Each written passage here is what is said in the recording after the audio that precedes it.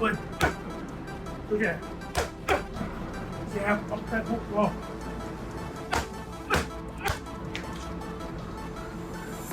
No, he got the boxing skills and the ability to, do whatever he wants in the ring. And it's going to be very hard to beat the skills that he possesses and the smarts that he has. And given the opportunity, I think he can pose a great threat to everybody in the division. And be the last man standing given the opportunity. I didn't cherry pick. I didn't say, oh, I want to go to 140 and I want to fight a guy that's a tune-up fight or somebody that's going to get me ready for this challenge. I just went up to 140. I said, let me get the Ring Magazine champion. Let's fight that guy. Let's fight the guy that's the guy. And all that more precious stuff don't mean nothing. As long as I'm locked in and I'm focused on what I'm supposed to be doing, nothing else matters around me. That 4-weight world champion, it means everything to me. That's me separating myself. This is the biggest fight in boxing right now. This is the fight that everybody been yearning for years. One of the biggest fights in the past decade that I can think of. So, yeah, it's pretty big. A lot of these guys that they claim as the guys nowadays, none of them can say that they are a 4-weight world champion. Today is Chad's triceps. A little bit of shadow boxing with some weights to keep the ligaments and everything loose. A little bit of forearms to finish it off. Nothing too intense like others, we don't need that. Later today, we're going to go boxing. But prior to that, we're going to go recover. We'll go see Dr. Dennis in Miami Lakes, head over there, and get readjusted inside the training camps. Shakur Stevenson sharpens precision and defense, drilling footwork and timing while Teofimo Lopez builds explosiveness and power. Coaches fine-tune game plans, sparring intensifies, and confidence grows with each passing session. The contrast in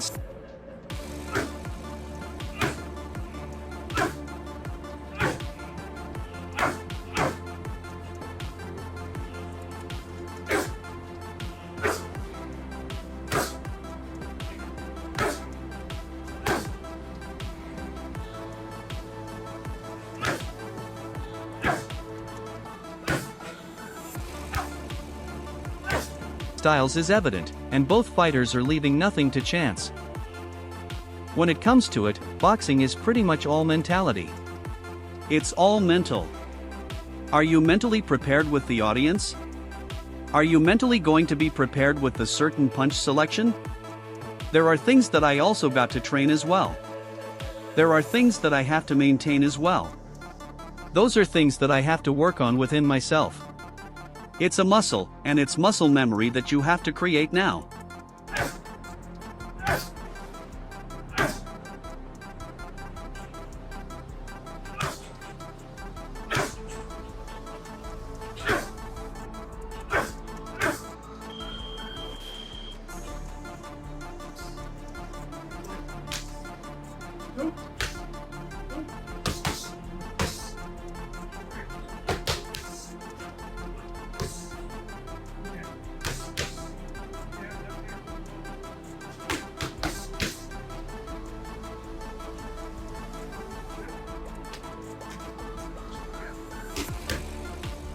If you don't create it now, it can harm you on the day.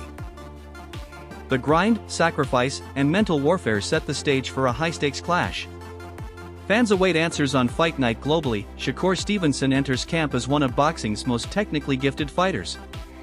Known for his elite defense, sharp ring IQ, and surgical precision, Stevenson's preparation is built on discipline and detail. His camp is calm, structured, and deliberate, reflecting the measured approach that has defined his career. I don't feel like size wins fights. I don't care who you is.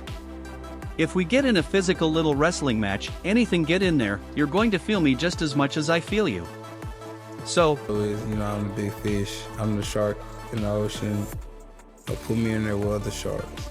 I want my fans to see that I'm facing a real champion, a real fighter who's just as hungry as me, the big fish.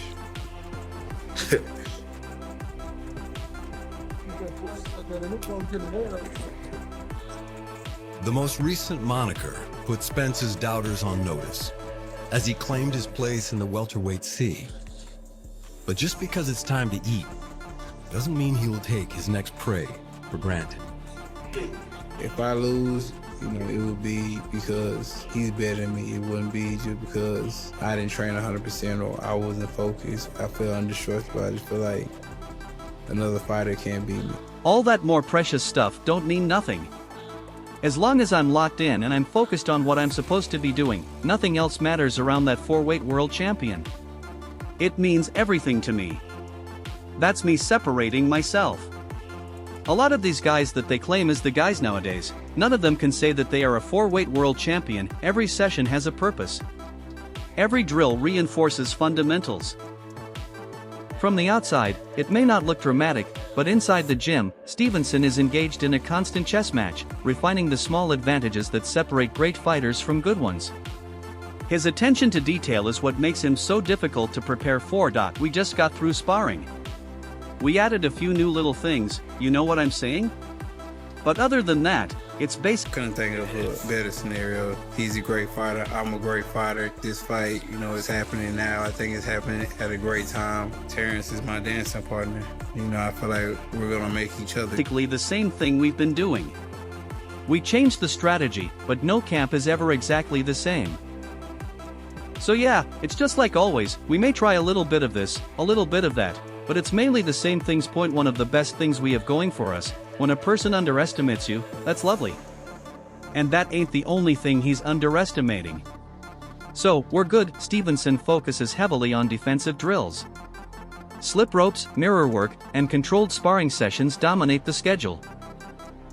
He works on distance management, angles, and timing, rehearsing how to neutralize aggression without absorbing unnecessary punishment.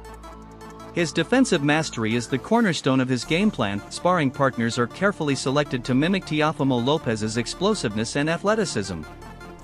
It's great because we hold each other accountable. Like today, I'm like, man, nah, but he like, man, come on. I'm like, all right, let's go.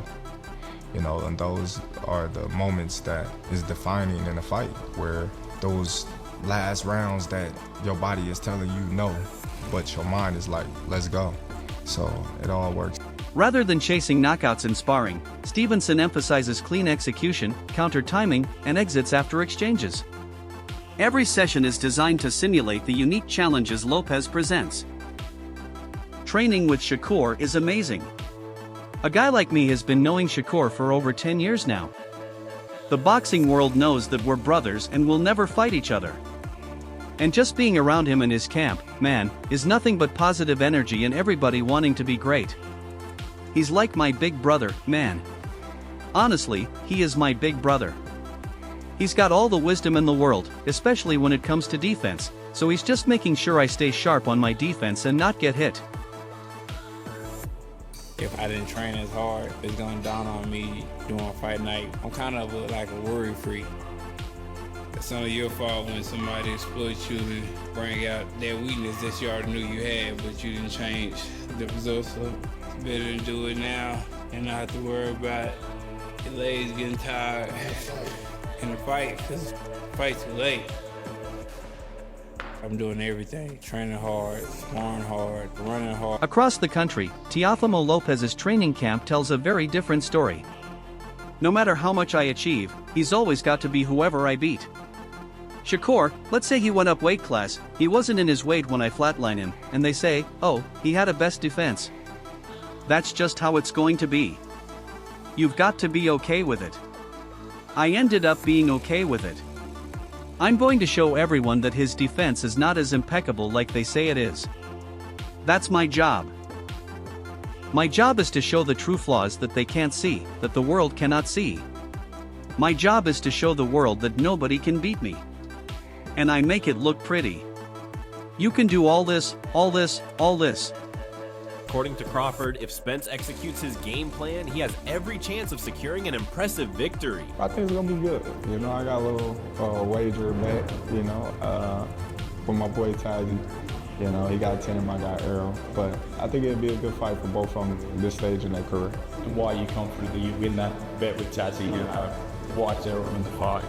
Well, I'm not, 100% confident. I just know, the caliber of fighter that Errol is.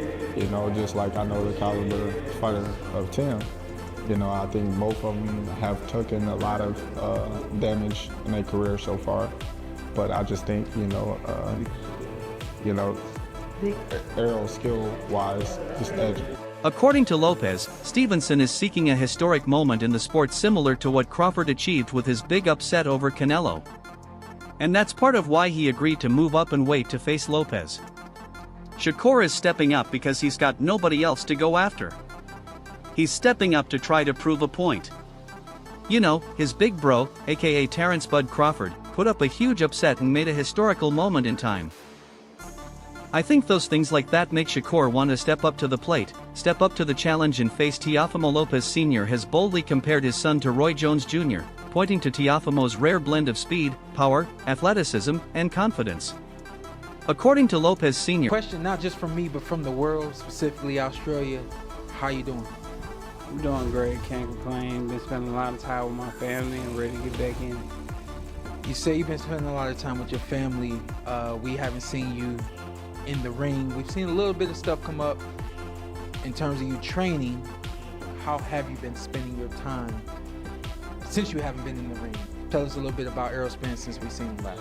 I definitely been training, but the pure focus has been on my family, just enjoying life, traveling, enjoying the spoils of the rewards of me winning world championships and being successful in boxing. So I just wanted to sit back and enjoy my loved ones and just give them a great time and give them my full attention. So just developing memories, and I'm excited to be back. Teofimo possesses the same explosive unpredictability that made Jones a generational talent, able to win fights with reflexes, creativity, and raw instincts. He believes Teofimo's ability to strike from unorthodox angles, dominate exchanges, and rise to the moment separates him from his peers. It's not only mentality with us, we've got style, we're faster. I mean, everything. We're entertaining there, man. You haven't seen a fighter like my son, I think, since Roy Jones Jr., doing all those tricks and stuff. You don't see none of those guys doing that stuff. They try to be like you and they can't be like you, bro. I think the fight fans and everyone around the world of boxing should tune in on this. Even if you're not just in combat alone, I think this is a great moment right now. The crowd's going to go bazooka. As far as Newark and New York and all that, you've got the East Coast. Everyone's going to be pulling up. What type of fighter do you expect besides because of the fact that he hasn't been in the ring for 3 years, and he chose this time to come back and fight you in your backyard? Yeah, I think he's refreshed, rejuvenated. I hope he is. When he fought Terence Crawford, I felt like he looked a bit dizzy, so I don't know. So hopefully he's all right. Hopefully he's at his peak.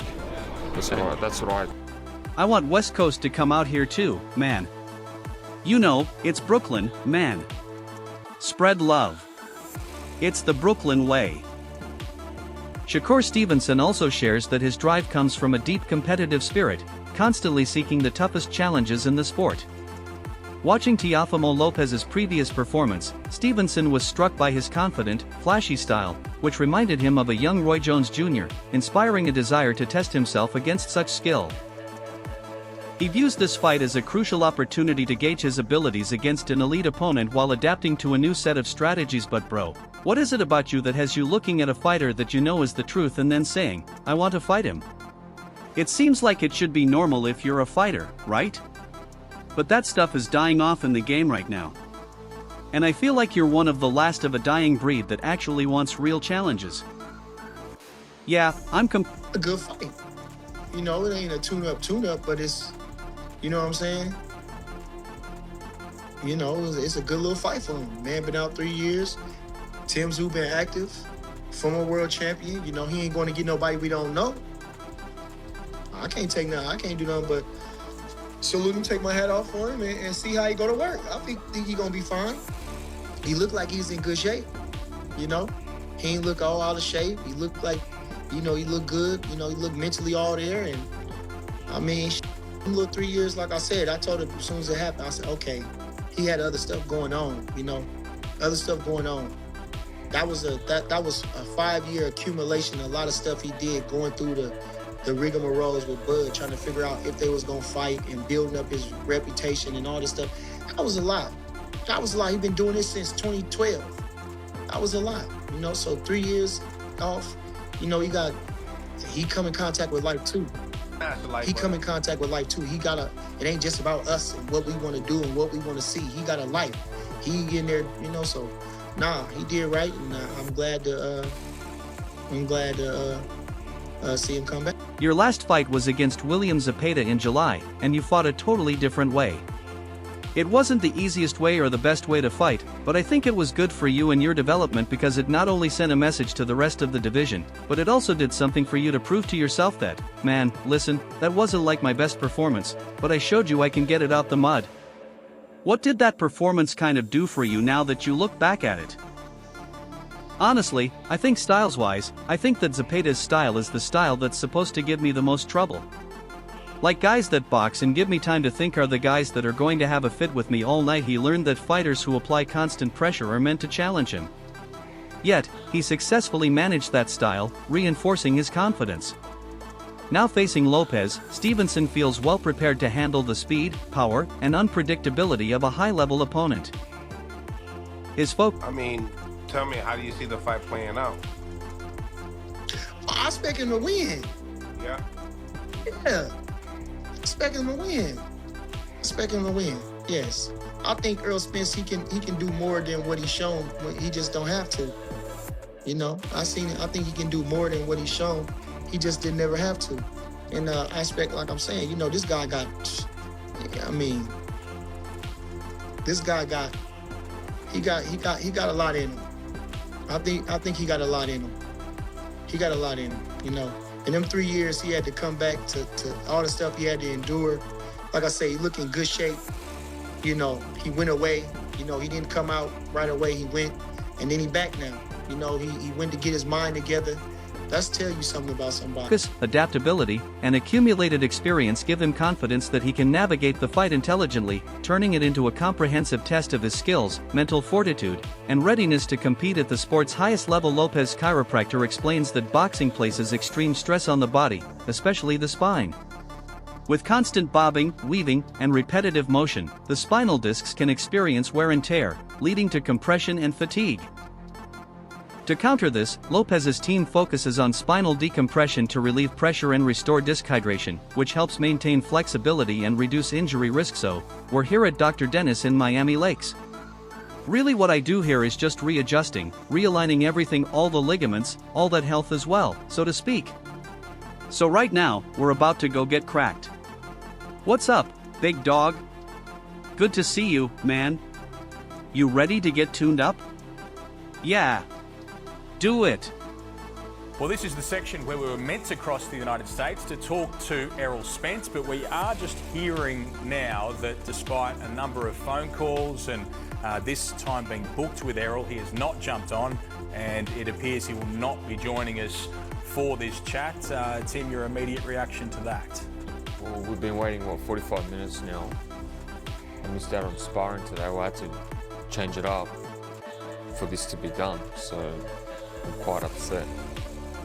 Is this a surprise to you that this has happened? I know you had those interactions at the press conference. Do you think that he's slept through something? We're waiting for the USA game, but I don't know. Whatever, it is what it is. When it comes to boxing specifically, there's bobbing and weaving, and there's a lot of high repetition that starts to wear and tear at the spinal disc level. Stevenson is not underestimating Lopez's boxing IQ. Lopez has shown he can fight patiently when needed, and Stevenson's camp appears prepared for that version as well.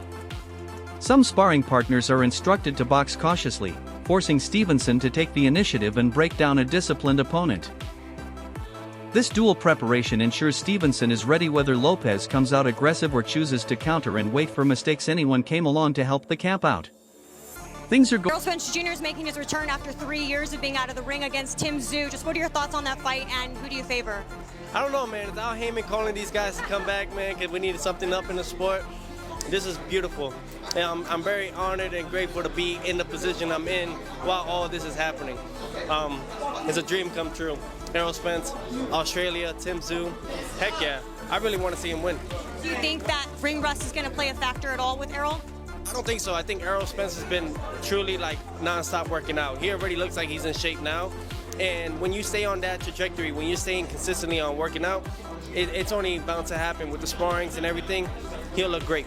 Shakur Stevenson faces scrutiny over his fight with Teofimo Lopez, with some questioning his game plan and recent performances.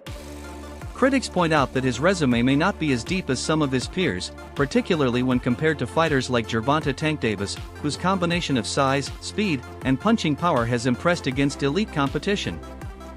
Someone before I let you go, a man that you have obviously fought, there was reports last night that apparently he'll be returning in the summer, Errol Spence Jr. versus Tim Tszyu. I mean, what do you make of that return? Obviously 3 years at the ring for himself, just what do you make of his return?